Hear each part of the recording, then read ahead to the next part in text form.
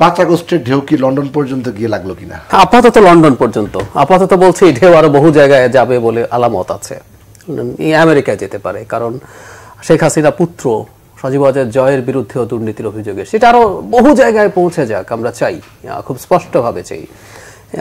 টিউলিপসের দিক নিয়ে আলোচনা করছি এবং একটু বলতে চাই এটা একটা আনন্দের সময়, আনন্দের ব্যাপার। এবং একই সাথে আমি একটা জিনিস যোগ করে রাখতে চাই, সেটা হচ্ছে উনি এমপিও কেন থাকবেন আমি ঠিক জানি না, ওনাদের আইন কানুন কি আছে। ব্রিটেনের মতো দেশে যেই স্ট্যান্ডার্ড অফ এথিক্সে আপনাকে মন্ত্রী থাকা, আপনি থাকতে পারেন না, সেটা সেই স্ট্যান্ডার্ডে এমপি না থাকাই উচিত। তারপরে যতটুকু হয়েছে এটাকে আমাদের জন্য একটা আনন্দের জায়গা, কারণ বাংলাদেশটাকে, এটা খুব সহজ ব্যাপার। আমি প্রধান উপদেষ্টার একটা জিনিসকে একটু কোট করতে চাই। সানডে টাইমস তাকে টিউলিপ সম্পর্কে যখন জিজ্ঞেস করা হয়েছিল, উনি প্লেন রবারি কথাটা ব্যবহার করেছে। এটা একেবারে নির্জলা ডাকাতি হয়েছে বাংলাদেশে এবং তার বেনিফিশিয়ারি বিভিন্নভাবে বিভিন্ন জন হয়েছে।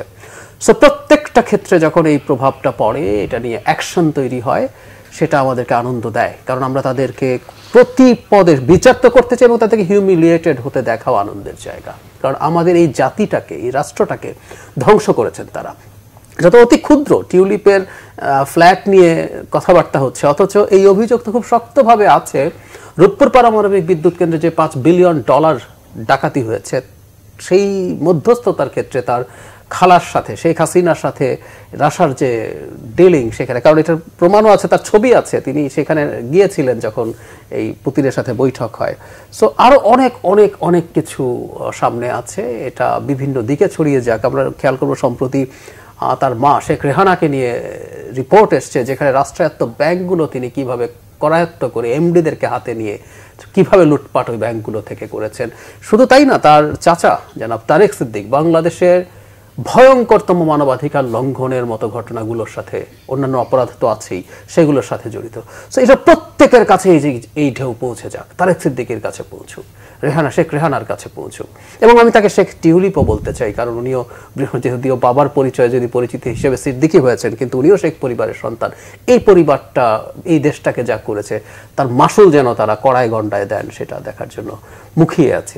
নিশ্চয়ই নিঃসন্দেহে বলা যায় যে জাহিদ ভাই যেটা বললেন, যে এটা দুর্নীতি বন্ধে বা দুর্নীতির জন্য শাস্তির পক্ষে আমরা যে রয়েছি, এটা অত্যন্ত খুশির একটা খবর এবং এটার কন্টিনিউশন থাকবে আমরা মনে করি আগামী নির্বাচিত সরকারের আমলেও।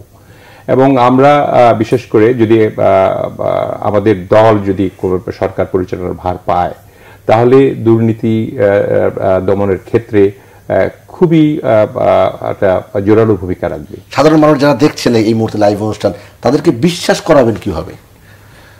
দেখুন, আপনার এটা তো একটা মানুষের পারসেপশন। দেখেন, আমাদের ভারপ্রাপ্ত চেয়ারম্যান যে সমস্ত বক্তব্যগুলি দিয়েছে পর্যন্ত প্রশংসিত হয়েছে অনেক।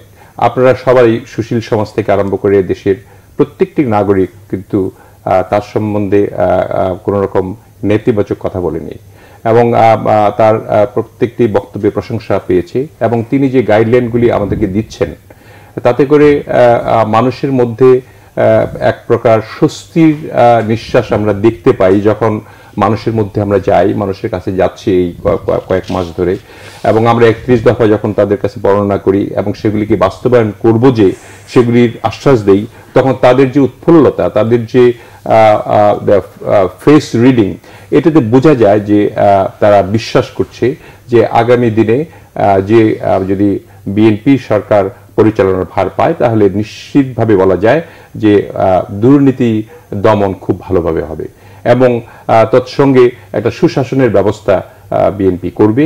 এবং বিএনপি অঙ্গীকারাবদ্ধ যে আগামী দিনে যাতে করে সুষম বন্টনের মাধ্যমে এই দেশটি পরিচালিত হয়। এই বৈষম্য বিরোধী আন্দোলন যে হয়েছে, এই বৈষম্য বিরোধী আন্দোলনের নামে যাতে সত্যিকার অর্থই বৈষম্য দূর হয়, সেই একটা প্রক্রিয়া কিন্তু আমাদের ভারপ্রাপ্ত চেয়ারম্যান তারেক রহমান আমাদেরকে নির্দেশনা দিয়েছেন এভাবে চলার জন্য। জি।